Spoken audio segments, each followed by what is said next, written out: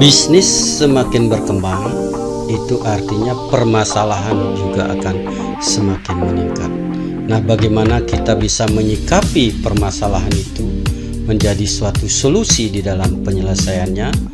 Nah, tentunya kita akan tetap belajar membahas tentang akuntansi perhotelan, account receivable, credit section. Nah, di sini mudah-mudahan dari permasalahan-permasalahan yang muncul dengan kita memahami akuntansi perhotelan, terutama dalam pembayaran-pembayaran, pendapatan-pendapatan yang harus kita bukukan untuk menyelesaikan, mencari solusi dalam permasalahan dari perusahaan yang akan dihadapi. Nah, untuk itu teman-teman, mari kita bahas tentunya di sini saja.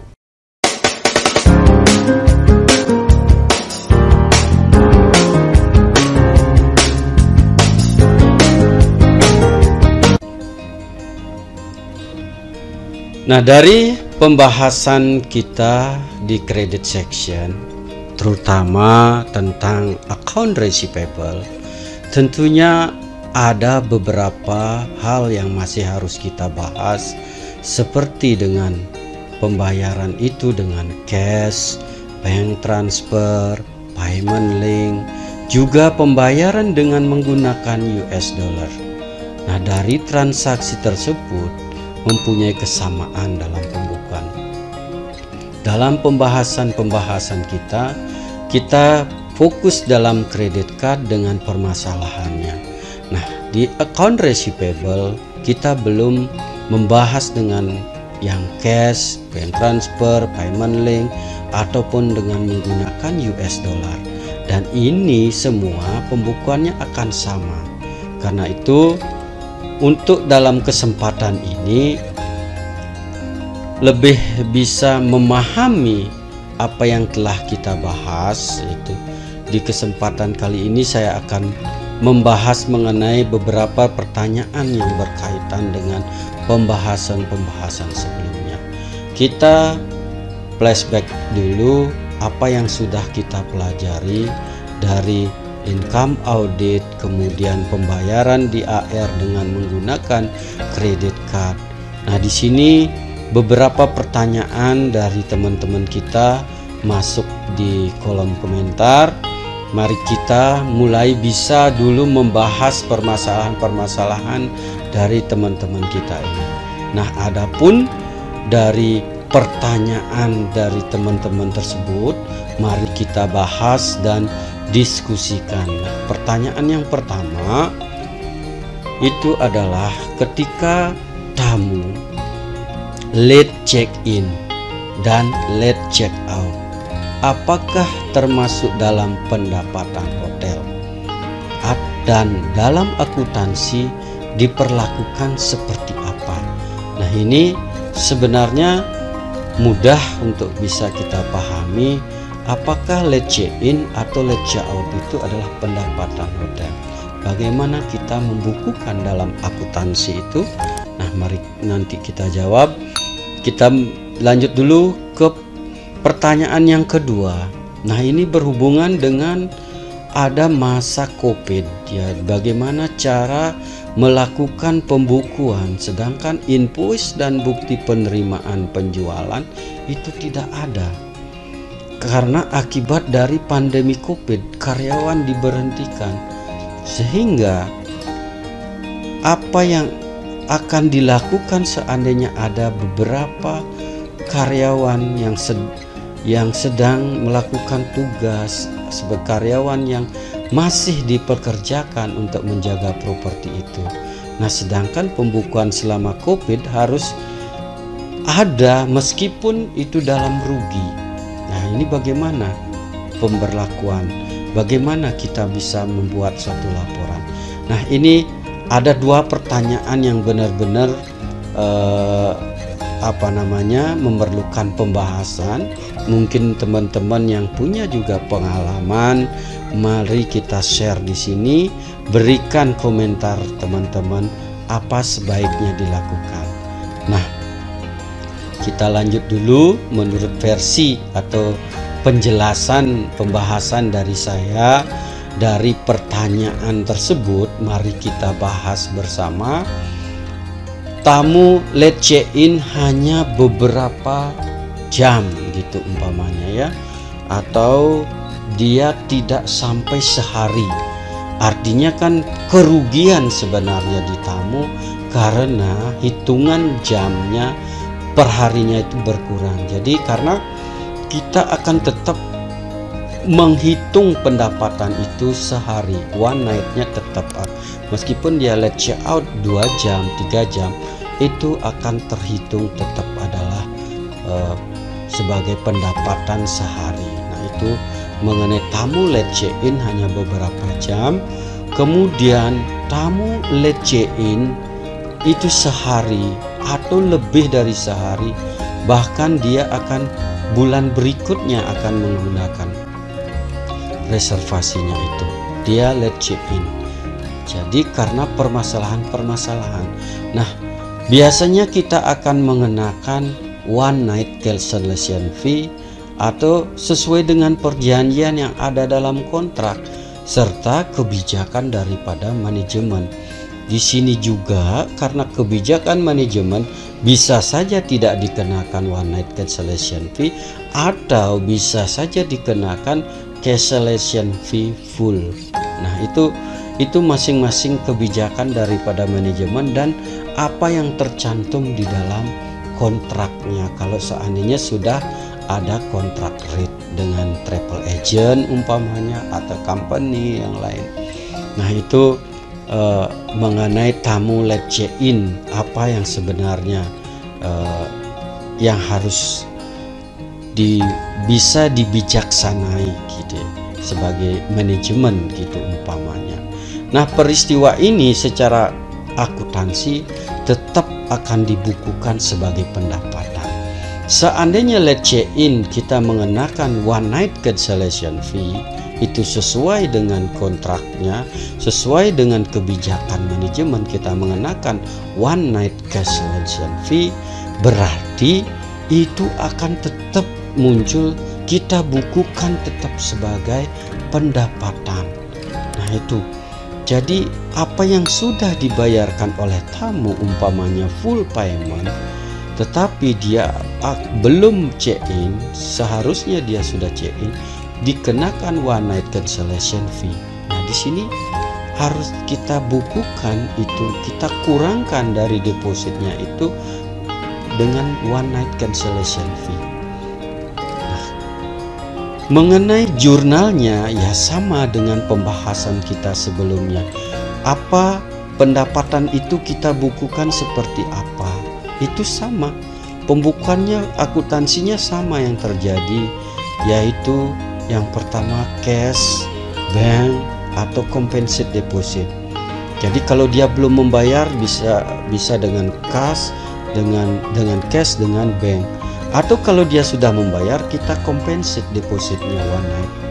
Apa yang dikredit sama room revenue, kemudian service charge, kemudian tax-nya, PB1-nya. Nah, mengenai bagaimana menghitung dari room revenue, service charge, tax atau PB1 itu kembali teman-teman bisa membuka, merefresh kembali dari file atau video-video saya yang sebelumnya mengenai income audit. Di situ sudah terperinci bagaimana cara kita menghitung dari room revenue, service charge, dan tax PB1. Nah, jadi kalau mengenai pembukuan ya sama. Bagaimana kita melakukan pembukuannya sama dengan yang kita bahas sebelumnya seperti ini. Nah, untuk itu mari kita lanjut kembali dari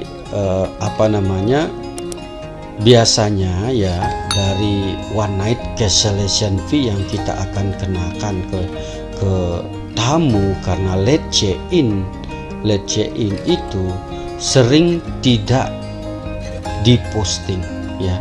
Kenapa? Karena karena dia tamu ini belum check in, belum datang, jadi terlambat check in, maka biasanya belum dirunningkan sistem itu. Jadi dia one night cancellation fee itu akan belum terposting ke dalam sistem. Nah, bukan berarti kalau belum terposting ke sistem bukan berarti itu merupakan bisa dibagi sebagai insentif untuk karyawan. Itu tidak. Ini tidak bisa untuk dibagikan ke karyawan sebagai insentif. Karena inilah juga ada pertanyaannya. Lanjutan dari pertanyaan itu, kenapa dia bertanya bahwa late check-in dan late check-out itu dimasukkan ke dalam pendapatan? Karena mereka di hotel itu, di hotel tersebut, one night cancellation fee atau dengan late check-out itu katanya itu bisa dibagikan ke karyawan, tidak diposting ke sistem sebagai pendapatan, tapi dibagikan langsung ke karyawan sebagai insentif. Nah, ini salah kalau menurut saya itu salah. Dalam akuntansi tidak disarankan seperti itu. Nah, kita lanjut dulu.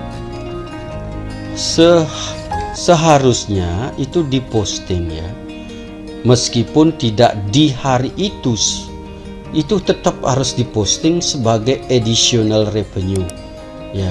Ini bagi Shell sangat berguna sekali untuk meningkatkan okupansi hotel. Jadi laporan Shell itu dengan adanya one night cancellation fee itu bisa meningkatkan okupansi hotel, bisa menaikkan okupansi hotel di hotel tersebut. Nah, itu fungsinya. Bagaimana caranya adalah tidak diposting pada saat itu, tetapi bisa dicarikan hari lain, itu diadditionalkan. Jadi dibukakan satu bill untuk bahwa di kamar itu seperti ada check-in, ada tamu. Jadi itulah jadinya okupansi di hari itu akan bisa meningkat gitu ya. Itu untuk laporan Shell-nya. Itu bagus sehingga setelah kita posting baru menjadi hak karyawan seperti service charge-nya. Itu. Kita lanjut, meskipun meningkatkan. Nah, di sini walaupun setelah kita posting juga akan bisa menaikkan dari tax atau PB1. Nah, kan karena ini yang dibenarkan secara akuntansi ini yang dibenarkan. Karena apa? Itu hak dari Pemda, dan menaikkan service charge ya hak dari karyawan, ya juga room revenue naik ya hak daripada owner. Nah, itu jadi ini merupakan sudah dibenarkan seperti itu secara akuntansi, breakdownnya seperti itu, bukan merupakan insentif bagi karyawan. Nah, ini harus benar-benar diperhatikan di dalam kita membukukan one night cancellation fee. Dan seandainya nanti ada audit baik internal maupun dari audit dari pajak PB1, itu kita sudah mempunyai data yang sudah valid bahwa ini sudah terposting. Nah, itu dan sudah kita setorkan pajaknya. Itu kelanjutan daripada seandainya kita sudah posting one night cancellation fee itu. Nah, sekarang kita lihat tamu late check out bisa day use untuk hitungan setengah hari, bisa juga extend untuk hitungan sehari atau lebih. Itu day use untuk setengah hari dan extend itu untuk sudah pasti. Kalau late check out itu sudah pasti akan merupakan pendapatan karena dia sistem masih running. Untuk extend baik day use maupun extend one night atau extend 2 hari itu sudah running sistemnya seperti itu, dan ini sudah masuk ke dalam pendapatan. Nah, bagaimana pembukuannya ya sudah pasti seperti apa yang sudah kita sering bahas. Nah, sekarang kita melihat late check in ataupun late check out. Bagi account receivable itu membukukan seperti apa yang tertulis dalam kontrak rate. yang sebelumnya sudah disetujui oleh masing-masing pihak. Itulah account receivable itu pasti akan selalu berpatokan kepada kontrak rate yang ada. Kalau memang kenakan one night cancellation fee, harus kita kenakan one night cancellation fee. Nah, begitu pula day use extend itu masuk dalam pos pendapatan dan harus kita tagihkan ke tangan.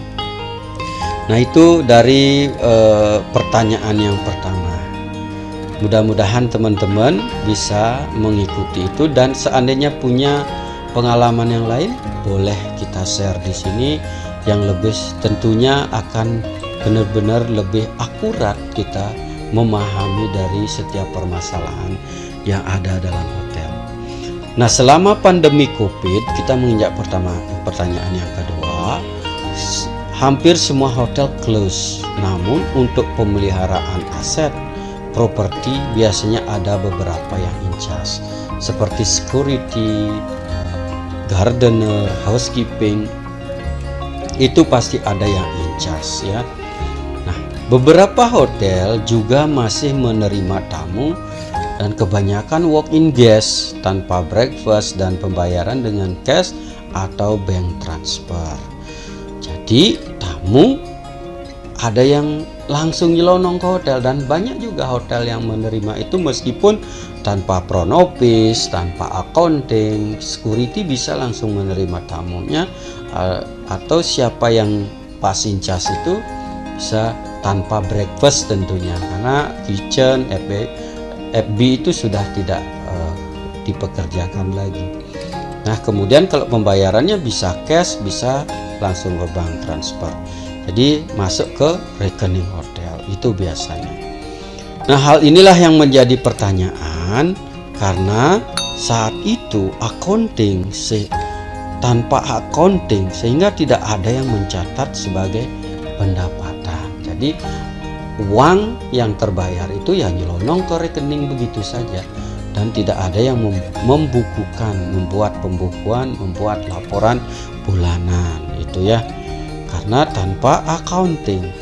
Tentunya bukti invoice, bukti pembayaran invoice itu pastinya tidak ada, sedangkan report harus berlanjut meskipun dilaporkan rugi. Meskipun rugi, report akan terus berlanjut terus. Setiap bulan itu harus ada reportnya. Apakah kerugian itu harus kita bukukan, harus kita laporkan. Itu maksudnya. Nah, sebagai seorang accounting yang baru memulai bekerja, tentunya akan kesulitan untuk membuat laporan saat itu. Setelah masa pandemi lewat, otomatis kita memasuki era baru, artinya kita mulai bekerja kembali setelah benar-benar Covid itu tidak lagi pandemi itu sudah hilang. Otomatis tamu mulai ada, tentunya accounting akan mulai bekerja kembali. Nah, ini kesulitan di dalam membuat laporan saat itu. Bagaimana caranya untuk bisa menyusun laporan sekian tahun, dari tahun mulai Covid dan sampai ke kita running kembali hotel itu? Ya, caranya adalah menurut saya kita harus minta rekening koran ke bank untuk diprintkan per bulannya. Per bulannya 1 tahun, per bulannya dalam tahun berikutnya. Nah, di situ kita bisa melihat pos-pos mana, umpamanya kita di kredit, tentunya yang ada di kredit itu adalah pendapatan. Namun pastikan juga apakah ada setoran dari owner, apakah ada owner yang lagi menyetorkan ke rekening hotel. Karena sudah habis umpamanya rekeningnya, owner kembali menyetorkan. Itu pastikan ke ownernya, kita tanya ownernya. Nah, sedangkan apa yang terdebet itu tentunya pasti adalah biaya. Bisa biaya gaji ataupun biaya gaji dari karyawan yang in charge saat itu, ataupun biaya lain-lain yang menunjang daripada pada saat ada tamu 1-2 itu ada di hotel pada saat itu. Nah, itu menurut saya seperti itu. Jadi rekening korannya kita ambil, kita lihat, kita bukukan pendapatan, kita lihat kreditnya sebulan. Apakah ada pendapatan? Kalau ada, berarti kita harus jurnal. Cash itu pasti di debit. Kita mendebitnya, meskipun di rekening koran pasti di kredit, karena pendapatan masuk di kredit. Tapi kita membukukan, kita mendapat uang, pertambahan bank, tambah bank, itu pembukuan kita adalah di debit. Nah, apa di kredit? Ya pasti pendapatan. Kita tidak membreakdownnya dulu, karena pada saat itu juga tidak dibayarkan service charge, tidak dibayarkan PB1, itu nyelonong hanya merupakan revenue atau pendapatan. Tentunya harus membuat sebuah surat pernyataan ke Pemda bahwa kita belum bisa membayarkan pajaknya. Nah, setelah itu umpama ada setoran dari owner, kita tanya owner, adakah setoran saat itu? Karena kita melihat ada umpamanya uang yang besar gitu umpamanya jumlahnya, ya kita tanya ke owner. Kalau seandainya ada, kita jurnal. Cash atau bank, tetap cash atau bank itu bertambah di sebelah debit, dan apa yang di sebelah kredit itu adalah AP owner. Kita berhutang, hotel berhutang ke owner, itu yang harus kita bayarkan setelah kita running. Seandainya benar ada setoran dari owner, ya kita harus bukukan sebagai utang owner, itu di kredit. Nah, setiap bulan harus dibayarkan gaji karyawan in charge. Jadi di debit itu ada umpamanya owner langsung mendebit rekening biaya gaji dari karyawan yang in charge, itu akan nampak di debit. Itu adalah biaya gaji debitnya, dan cash atau bank akan berkurang. Itu kita bukukan di sebelah kredit. Kemudian ada umpamanya biaya yang tidak kita ketahui, namun di rekening koran itu terdebit gitu ya. Jadi ada biaya apa yang kita tidak bisa melihat apakah ini biaya amenities atau biaya untuk beli peralatannya, kebersihan. Kita tidak bisa melihat karena tidak ada bukti. Nah, maka kita bisa membuat pembukuan dengan biaya lain-lain. Kemudian kreditnya adalah cash atau bank yang berkurang. Nah, ini minimal seperti ini yang kita buat di dalam sebulan. Semua transaksi yang kita jurnal itu sebulannya seperti ini. Umpamanya itemnya ada lebih banyak, ya kita buat jurnal yang lebih banyak lagi. Secara manual kita per bulan posting ke sistem Januari, Februari, tetap terus kita print, kita buat pembukuan setiap bulannya. Meskipun akan nampak ada kerugian karena biaya gaji akan lebih tinggi dari pendapatan. Bahkan dalam satu bulan tidak ada pendapatan, cuma ada biaya gaji, berarti dia akan minus. Otomatis laporan minus, neraca pun akan berkurang. Jadi neraca yang menggambarkan kekayaan perusahaan juga akan berkurang. Nah, itu yang bisa kita lakukan. Baru setelah itu kita lanjutkan pembukuannya. Ya, seperti itu. Nah, itu untuk pertanyaan yang kedua. Dan kembali saya tanyakan, seandainya teman-teman ada yang mempunyai pengalaman yang lain, mari kita sharing di sini supaya lebih benar-benar itu adalah merupakan pengetahuan, pengalaman yang kita harus share untuk bisa menyelesaikan permasalahan seperti ini. Nah, secara singkat saya bisa jelaskan seperti itu.